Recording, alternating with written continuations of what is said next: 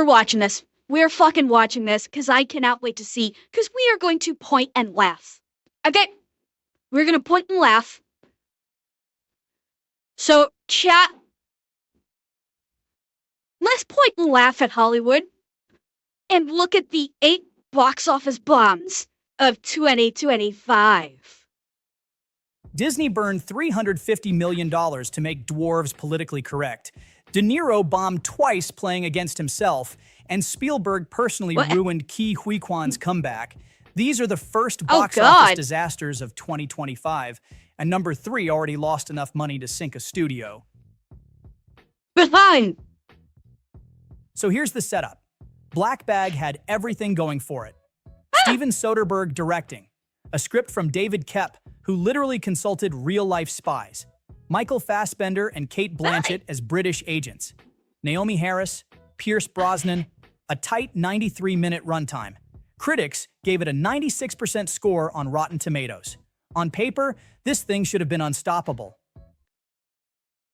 And I never even heard of it. I've never even heard of this movie. Yeah, this is the first time I've heard of this movie. Like, apparently no marketing, because holy crap, like, I mean, it's got a great cast in it, but here's the question though. Here's the question I have for this though. Did this movie bomb because it was bad? Or did it bomb because, as we're seeing right now, nobody fucking knew about it? Because, Xanax, I have no idea. I have no idea when this came out. And I think that may be part of the problem. Is it bombed because nobody fucking knows what the hell, nobody knew it even existed? And yet, 17 days into release, they quietly shoved it onto VOD. The film topped out at $31 million globally, against a production budget north of $50 million. The story's about an intelligence agent played by Fassbender, whose wife, played by Blanchett, is suspected of betraying the country. There's a cyber weapon, 5 possible moles, and one of them just happens to be the woman he loves. Soderbergh plays it smooth, keeps the pace brisk, and the whole thing runs more like a classy adult thriller than some Bourne knockoff. But audiences didn't show up.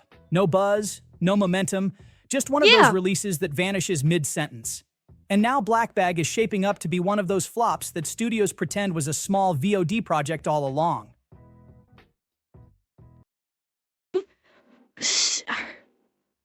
Huh. Yeah, I have a feeling, like, okay, someone said that pitch meeting did a meeting for did something on this, and it's got basically just got a shit ton of plot holes. That could have something to do with it, but I'm suspecting that it's Sphinx, like you said. I'm thinking it's significant lack of promotion, because how many of us show of hands right now, how many people in my chat right now even knew this movie fucking existed in the first place? Now, don't tell me if you didn't know, because obviously most of us don't, but how many people actually did know that it exists, that it existed? Yeah. That's the thing. That I think is what killed it. So many, like, I'm seeing a couple of you guys that are saying, yeah, I remember seeing a couple ads, or I heard about it, like, when it came out. Nobody knew about it. There was no promotion. Grindhouse Black Bag. The movie Black Bag, a spy thriller that came out this year with Michael Fassbender.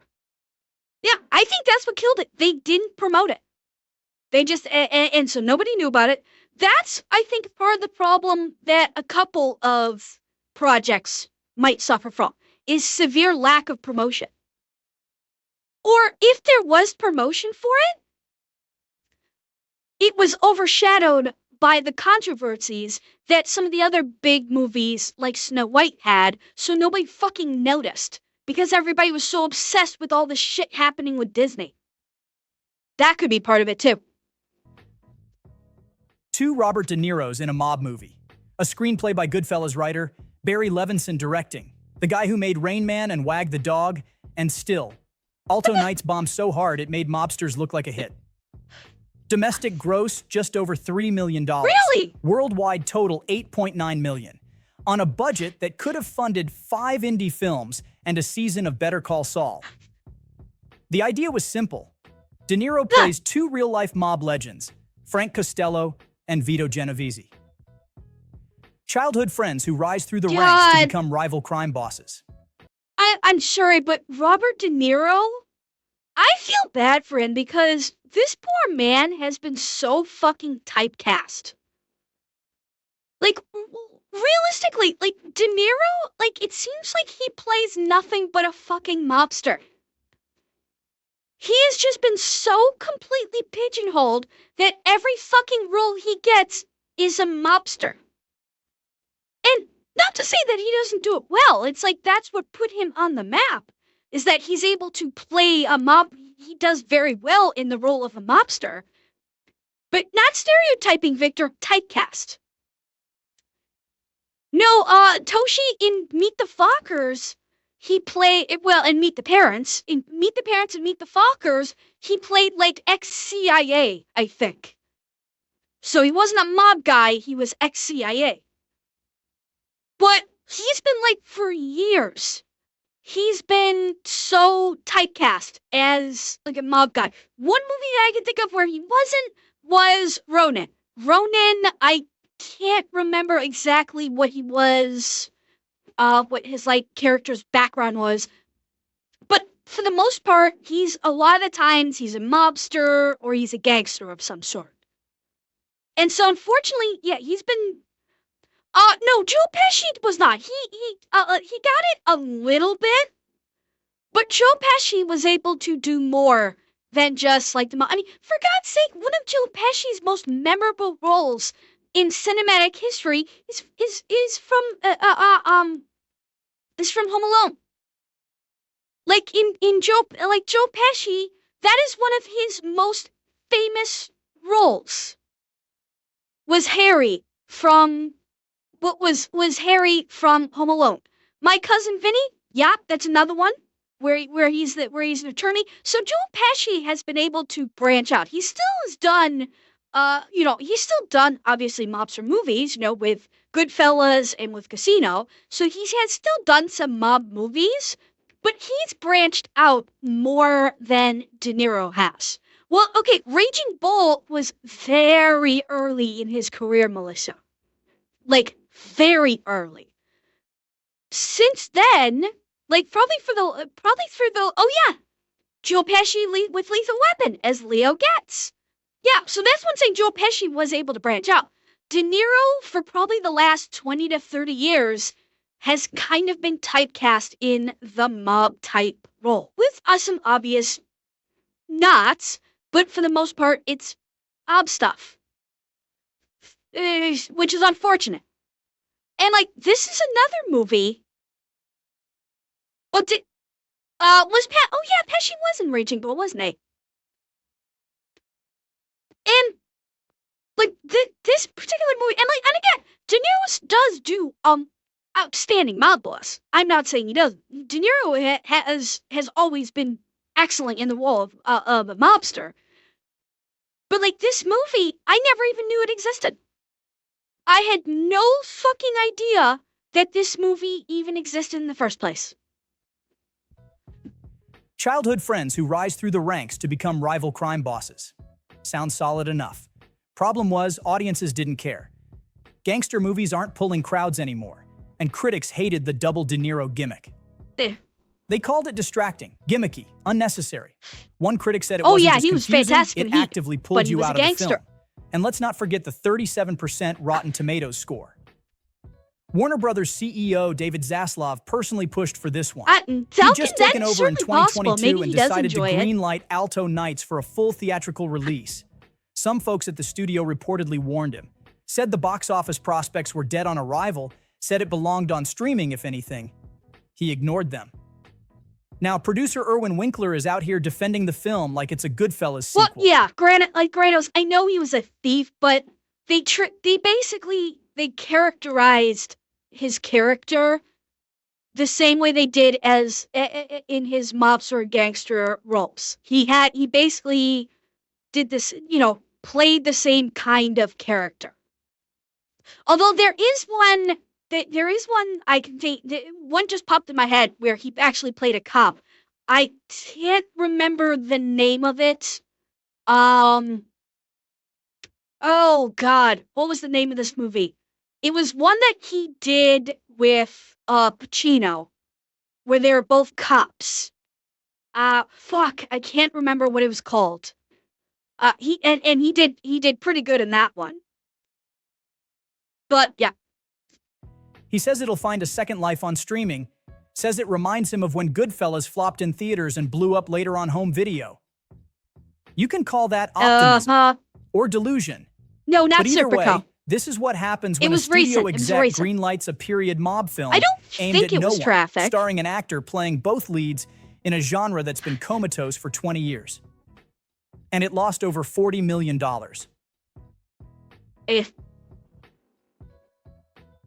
Here it is, the big one. The flop that got so messy, even Disney didn't want to own it. The final cost was closer to $350 million. I'm surprised this is ranked so high in the charts. Righteous Kill. Thank you, Dwayne. Yes, that was a De Niro movie. Righteous Kill. Thank you. I am surprised that Snow White is ranked this highly on the list. Honestly. Because I think they're going by, like, losses. And no, V-Dog, incorrect. Incorrect. No, Dwayne called it. It's Righteous Kill was a drama where he was with Pacino and he played, I think it was NYPD. Mm-hmm. I thought Righteous Kill was pretty decent, Militia. I thought it was a decent movie. I thought Pacino was fucking fan. Granted, I liked Pacino in Righteous Kill more than I liked De Niro, but I thought De Niro did just fine. But yeah, Snow White, I'm surprised is this high on the list. I'm really surprised. And when a studio is losing so much money, someone's getting thrown under the bus. In this case, it was Rachel Zegler. She went from lead actor. Okay, no, Pan, I'm calling bullshit on that statement right there. Disney did not throw Rachel Zegler under the bus. Rachel Zegler threw her fucking self under the bus. Okay? She did this all by her fucking self with her stupid fucking interviews where she basically bashed on the original film, called all the audience that liked the original film basically just whatever evil name she could come up with for that week, and then pissed, moaned, whined, and cried when everybody said, cool, we don't need to give you money. And then she whined and cried. Because, in addition to the movie just being bad, okay? This is in addition to the movie, in addition to Disney just making a bad movie, making some kind of the worst fucking decisions you can make about this, her interviews prefaced this shitstorm. When she's talking her reports and saying, because it's not 1937 anymore, and, Snow White needs to come into her own power, and she's not sitting there waiting for the prince, and, all of Andrew, that prince's scenes could get cut, and, they could all be cut. Who knows? Hey, it's Hollywood, baby. It's weird. She did that. Disney did not do that. That was all on her. So I am vehemently disagreeing with that statement that Disney threw her under the bus. What they did is when the movie bombed fucking hard, they said, plunk, here's the big cause of it. Please feel free to throw your tomatoes and human shit at her like a Game of Thrones shame scene. Legitimately, sure. Like, legitimately. That was legitimately so. Granted, Disney is not blameless. Not at all. Disney is not at all blameless for the failure of this. They fucked up in their own spectacular ways. But Rachel Zegler dug her own fucking grave and then buried herself in it. Disney did not need to throw her under the bus. She handled that all by herself. Actress to studio scapegoat overnight. This thing was already bloated before cameras even rolled. The original budget was supposed to be $180 million. Then came rewrites, then reshoots, and then came Peter Dinklage, who kicked off a PR firestorm by blasting Disney for even thinking about including dwarves.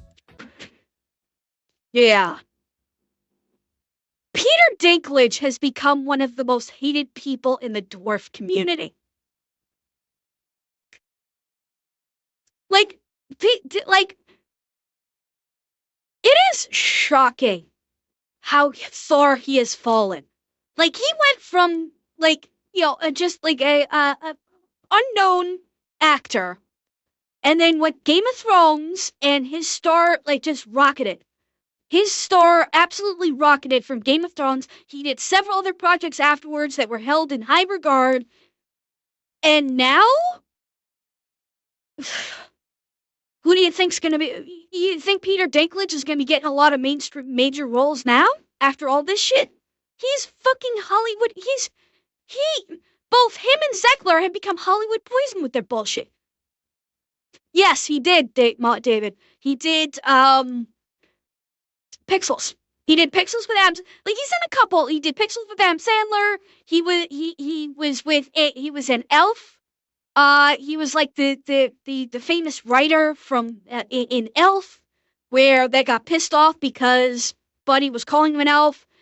He was in a little known movie called Knights of Badassdom, which I thought he was great in. Like, off topic. There was okay, so him, Summer Glau, the actor who was, it was like Ryan, I think his name is Ryan something, but he was the actor who played Sookie's brother in True Blood. That was the lead character for his, for the movie, but they did a movie called Knights of Badassdom. No, not Ryan Seacrest. For the life of me, I cannot remember the actors. Yeah, Ryan Quentin.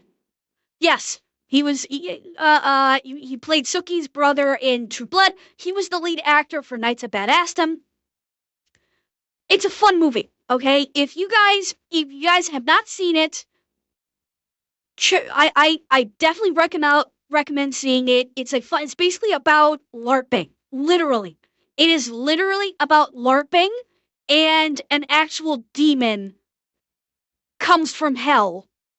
And a bunch of LARPers have to try and fight a demon from hell. It's a lot of fun. Yes, I mean D&D LARPing. Like actual LARPing. Going out into the woods, dressing up in costumes, and actual LARPing. It's a fun movie.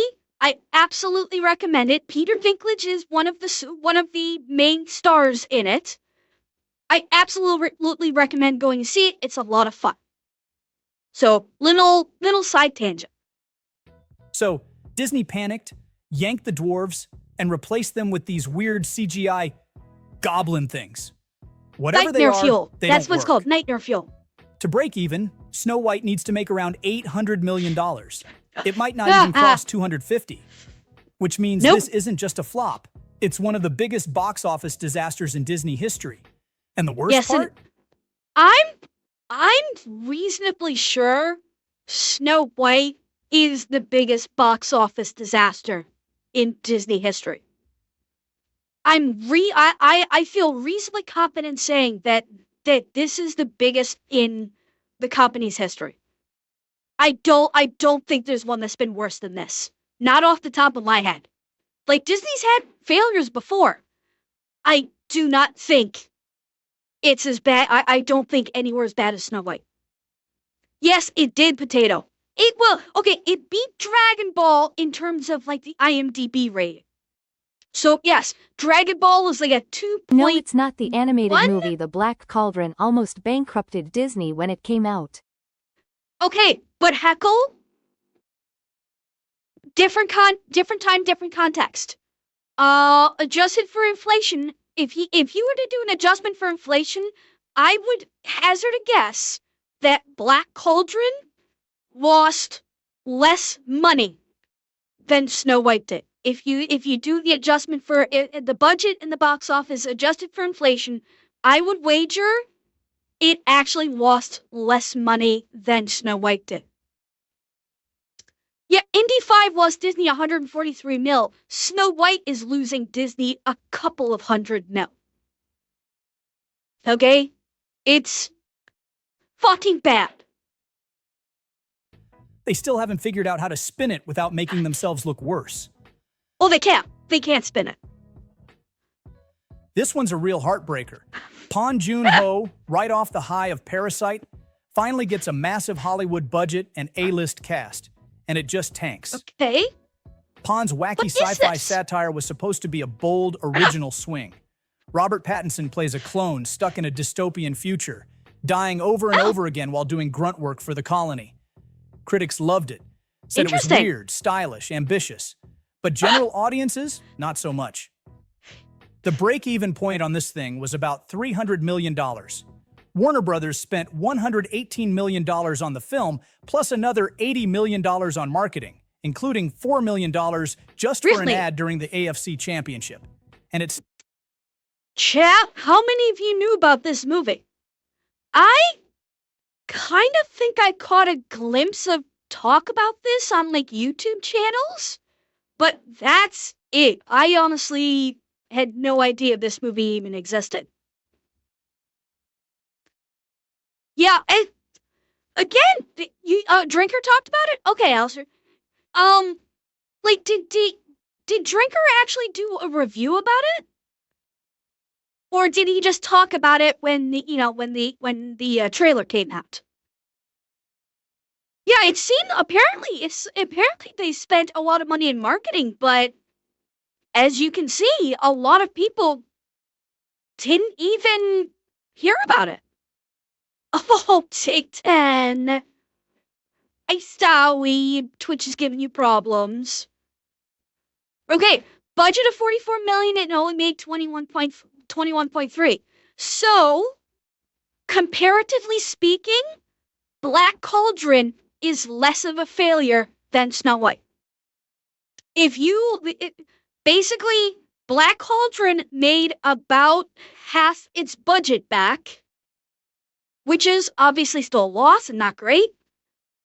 Snow White has not even made back, I think, a third of its budget.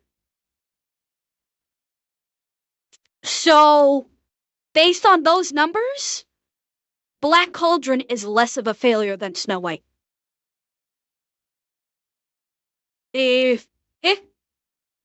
And it still landed with a thud. They pulled the plug fast. Just 18 days into its run, Mickey 17 was already pushed to VOD. Word of mouth didn't help either. CinemaScore gave it a flat B, which is the kiss of death for an expensive original. The studio tried scaling back its promo blitz in the final stretch, probably to stop the bleeding, but by then, it was too late. Pattinson tried to stay positive. He said Pon had this lightness to him, even while filming grotesque death scenes, which is nice, but that lightness didn't translate to ticket sales. This wasn't just a misfire. It was a reminder that even Oscar-winning directors with blockbuster stars can't save an original movie in this market. Not when the studio doesn't know how to sell it, and not when audiences don't know what to make of it. Looks weird as hell, fast for sure. Lee Wannell's Wolfman should have been a win. The budget wasn't massive, $25 million, but it had solid talent, decent buzz, and the bones of a genuinely scary movie. Instead, it made just $34.9 million and dropped off a cliff. I vaguely remember, I think, hearing about this one. Very vaguely. Yeah, it's like, like for the life of me, I could not tell you what think I might have seen a trailer for it. For the life of me, I could not tell you what I saw in the trailer. And God, yeah, I'm absolutely drawing a blank on this of what it was about. But again, I mean, yeah. 3 weeks in. Universal didn't even pretend to play the long game. They kicked it to VOD in under 17 days. That's their usual Wow. policy for underperformers, and this one definitely qualified. Now, to be fair, critics did like a few things. The practical effects, some of the tension, a couple of performances, but the writing, the pacing, the whole structure, that's where it fell apart. The dialogue was laughable. Okay, I'm gonna say this. People, and especially reviewers, honestly need to stop referencing professional movie critics in terms of if a movie is good or bad. Honestly, professional movie critics by this point have proven they are completely and utterly unreliable. We have reached the stage in terms of lack of journalistic integrity, particularly in critics, that nothing they say warrants attention. Look at what critics on YouTube, like actual legit critics on YouTube, such as, go with Neurotic, Film Threat, Drinker, those guys, and look at what audiences actually say. Yeah, you can try and say like, oh, audiences will just like review Bonnet. You can't really trust that, blah, blah, blah. Okay, go fuck yourself. Number one, go fuck yourself for that, because that's only an excuse of you're not getting the reviews that you want. But the reviewers on YouTube that basically are their own channels, because that's the key thing. They are independent. They are not answering to a company. They are not answering to their shareholders. They do not give a fuck about getting access to the stores or the studios. They don't fucking care. They look at the movies objectively and go, okay, is this a good movie? Is this a bad movie? Why?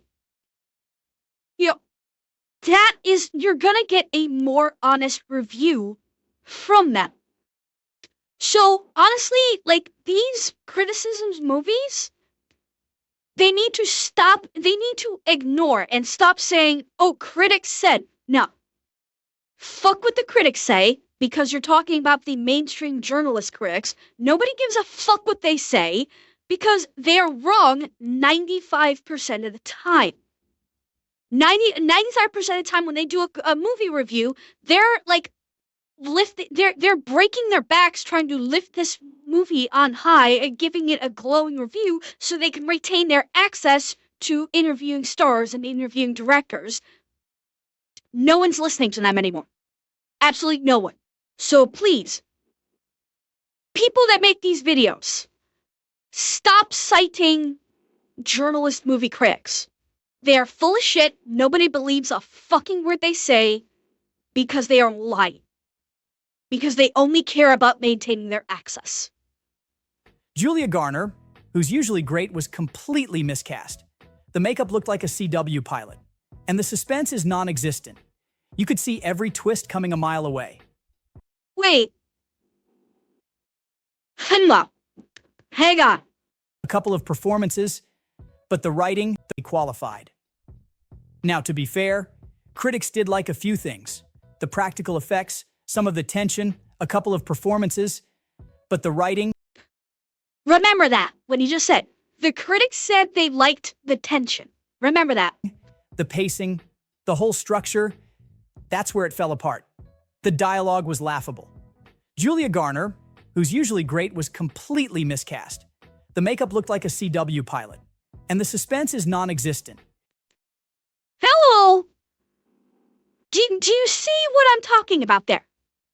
In one breath, we are being told the critics liked the tension.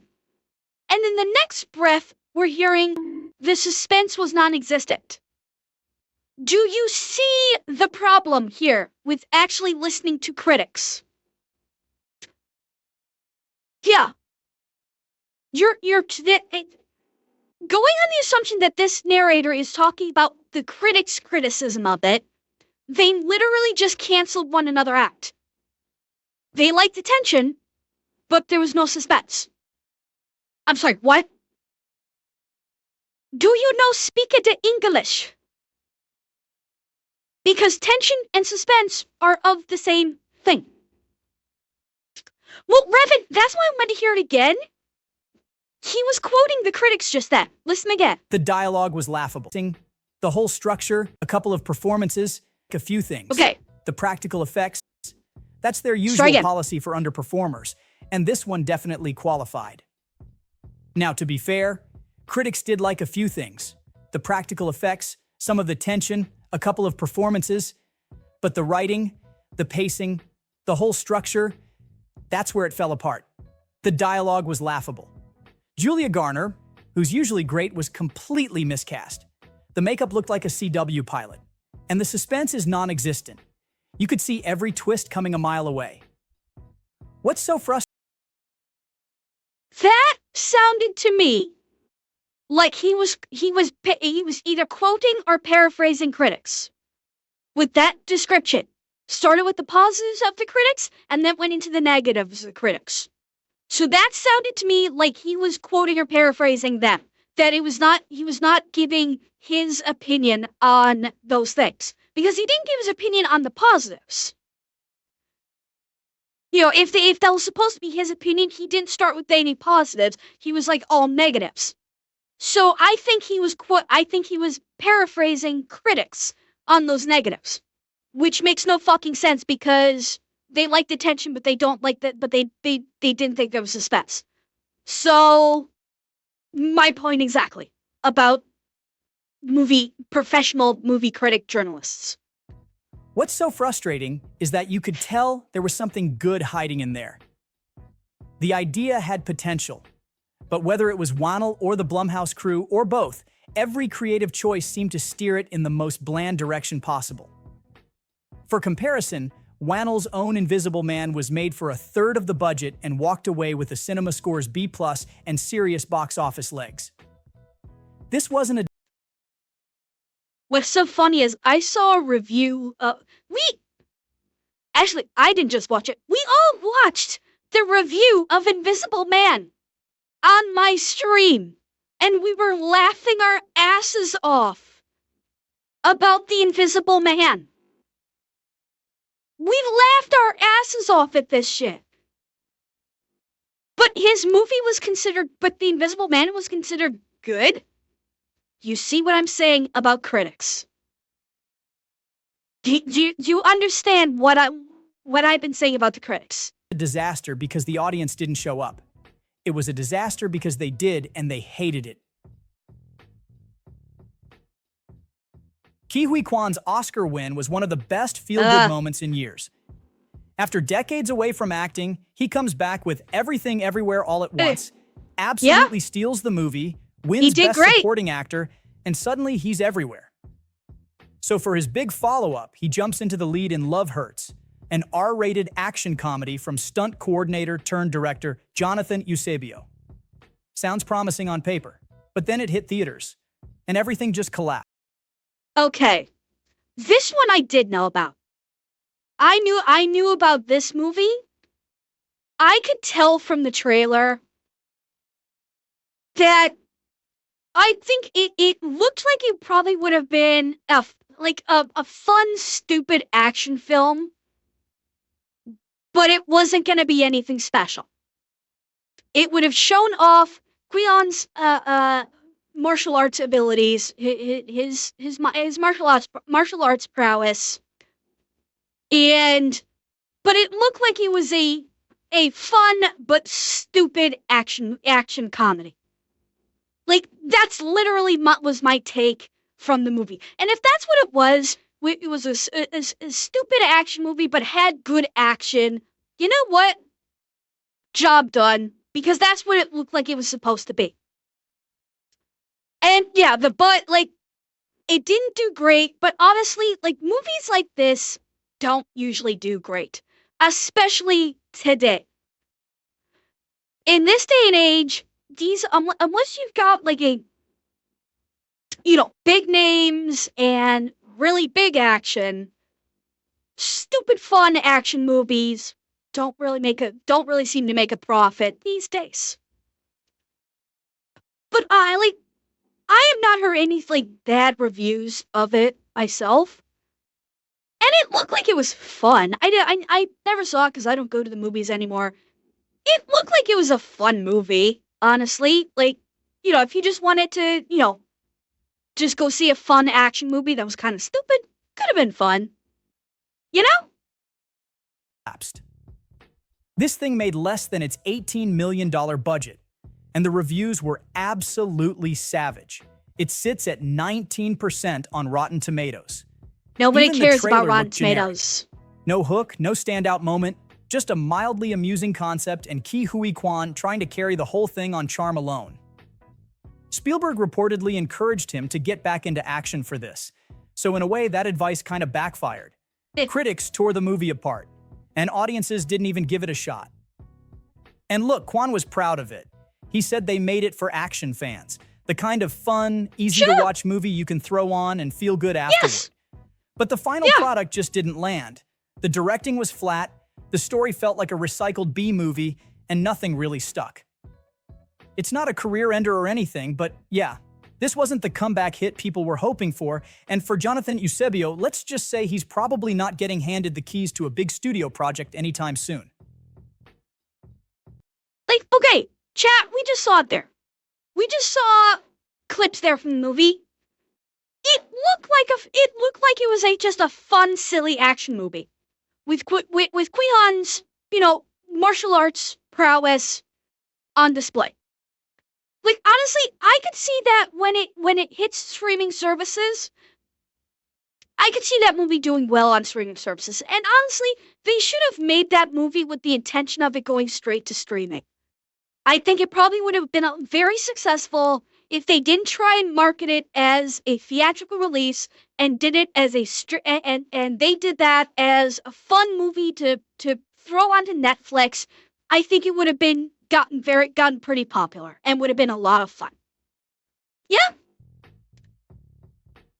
A man looks after his ailing grandfather while trying to make it in the world of professional bodybuilding. Magazine Dreams was already in trouble long before it limped into theaters. This thing was supposed to come out in 2023, but thanks to the Jonathan Majors scandal, it got shelved and forgotten for over a year. By the time it finally crawled into a March 2025 release, the film had already been buried, right alongside Majors' career. And yeah, it only made $1 million. Majors, who was once being hyped as the future of the MCU, got fired from Marvel after being convicted of reckless assault and harassment in December. Correction, I'm reasonably sure Jonathan Majors got fired from Disney before the guilty verdict. I'm pretty sure. I think when the accusation, like not too long before the accusations came to life, that's when Disney fired. They did not wait for his time in court. They probably about like a month, maybe two after the charges where the accusations first surfaced, that's when they fired him. So that's disingenuous that they fired him after his guilty verdict. But fact of the matter is, people really weren't all that happy about Kang in the first place. Like, Jonathan, okay, yeah, he got, the whole Kang storyline went away, but realistically, people weren't all that thrilled about Jonathan Majors as Kang in the first place. Nobody really gave a shit about Kang. He was not a great overarching villain, realistically speaking. But, yeah, his court issues absolutely would take this movie. I mean, yeah, that's how it goes. He's convicted of harassment and assault. People are not going to go see his movie. Yeah? He tried sending a personal letter to Kevin Feige to plead his case. Said he never even got a reply. The court handed him a 52-week in-person domestic violence intervention program. The whole thing started with an altercation back in March 2023 involving his ex-girlfriend. It spiraled from there, all over the press, and magazine Dreams quietly disappeared off Disney's release calendar in October. Then in January Oh! Oh, this was a Disney film. I missed that. I did not know that this was a Disney film. Oh, that explains so much. So they probably had to contractually, not contractually, but they probably had to release this because, well, I'm not. It was all filmed and everything and good to go, and they probably just said, it's all done. We got it, we got to throw it out there because we spent all this money on it. We've got to put it out there. I guess they couldn't do the fucking loophole that Warner Brothers did with Batgirl. And so they just threw it out there, no advertisement. They said, here, our contracts, we fulfilled our contracts and actually, released it. Dreams quietly disappeared off Disney's release calendar in October. Then in January 2024, Searchlight dropped it entirely. The producers spent most of the year begging someone else to release it. Eventually, Briarcliff Entertainment picked it up in October 2024, slapped a 2025 release date on it, and shoved it out the door. So someone bought the rights. One of the most toxic releases in recent memory. Nobody showed up, and the studio barely promoted it. $8 million budget, $1 million return. That's not just a flop. That's a film being exiled in real time. Yeah. Now this one's just sad. Last Breath is a solid survival thriller based on a true story. Seasoned deep-sea divers trying to rescue a trapped crewmate from the ocean floor. Woody Harrelson's in it, Simu Liu's in it, and the reviews are not bad at all. Critics said the suspense holds up. Well, I can see one reason why people wouldn't want to go see this. This guy right here. Simu Liu has not endeared himself to the public very much as of late.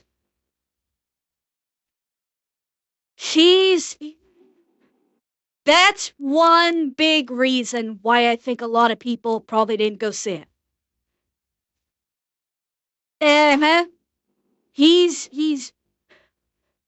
He's basically been very vocal about going after people who have criticized the movies that he's in. He did a stint on Dragon's Den, I believe. He did a stint on Dragon's Den where he basically told a company a company that came on a Dragon's Den to get funding, and they were a boba tea company, and Simu Liu took issue with the fact that they were the wrong ethnicity.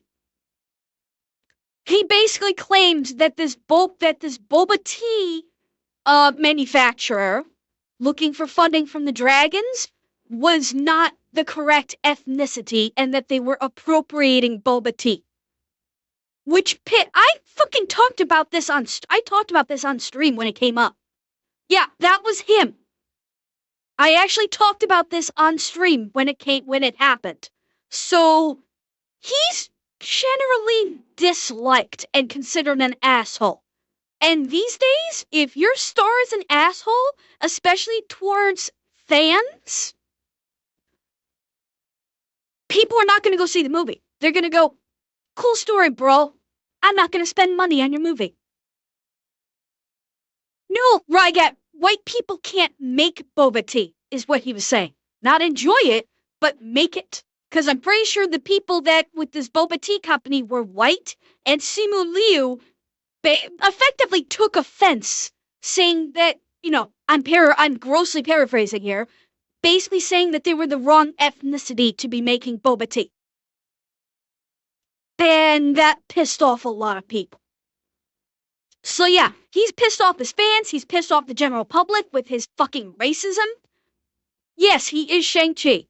Yes, he is.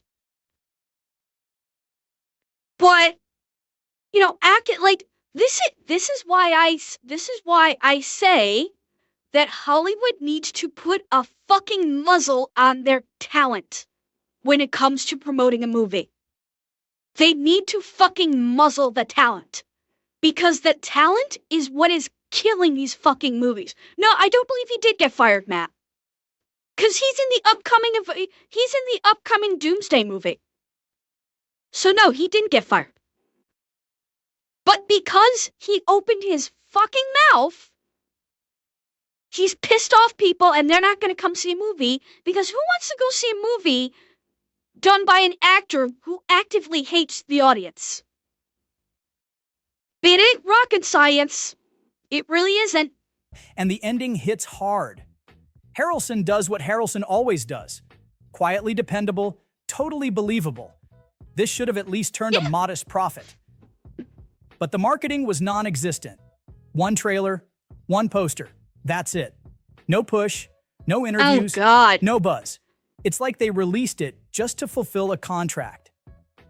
And what happens knows, when they you might drop have. a good movie into theaters with no campaign behind it? It sinks. Quietly. Just like the guy they're trying to rescue in the film. It didn't even make back its budget. $23.8 million to make, $22.8 million earned. It fell just short, but not enough to be a full-blown disaster. Just enough to be forgotten. Oh, my. Yeah. That's... Couple of those are... Dragon! Thank you for the dono! Thank you so much! Honestly, with a lot of these movies, I'm surprised a lot of studios have not gone more of the route of straight to DVD or straight to streaming. Because realistically speaking, I think that they could. I think that these studios could start making back their money more efficiently if they started going straight to streaming and bypassed theatrical releases. Because I am kind of talking out of my ass a little bit on this one, so I'm just spitballing. But I would think that they would be that these movies, like a lot of these movies that we just saw in these, in this list, I think would have benefited from going straight to streaming and advertise, do some advertising, put money into advertising, but if you put it straight to streaming, you're removing part of a big chunk of the advertising budget that comes from theatrical releases. And you're removing the cut that the theaters take from the profits. And instead, if they just put it onto streaming instead, I think the advertising could be more effective, especially since services like Netflix and I think Amazon's doing this too, where now they're doing ads on basic plans for like Netflix. So you can do advertising on Netflix far more efficiently than normal TV advertising. Well, Riv, that's why I said I'm kind of spitballing this because I'm not sure exactly how the financial metrics work in terms of streaming. I do think more people might watch these movies if they went to streaming and avoided the theaters entirely. Whether or not they would be profitable, I don't know. Because I'm not sure in terms of like the studio making money on with streaming. They're like we've seen successful movies and series on Netflix, and clearly that's making money when they launch straight to streaming. So there's got to be some level of profitability in there. And with some of these movies, they might have proven to be more profitable going straight to streaming as opposed to theatrical releases. Like the Love Hurts one and hello, J10. Thank you, J10. Thank you so much. Thank you. Anyway, that's my take on it. Whether or not it could be successful, I don't know. Again, I'm just kind of spitballing this. I am just a stupid anime cat girl who doesn't know much about the financial markets of streaming services. I'm just trying to go with, okay, you might get more eyeballs on your product if it went straight to streaming versus theater. Whether or not that makes them money, I don't know. But that's the point of view I'm taking from it. Which I don't know. That's just my viewpoint. Anyway,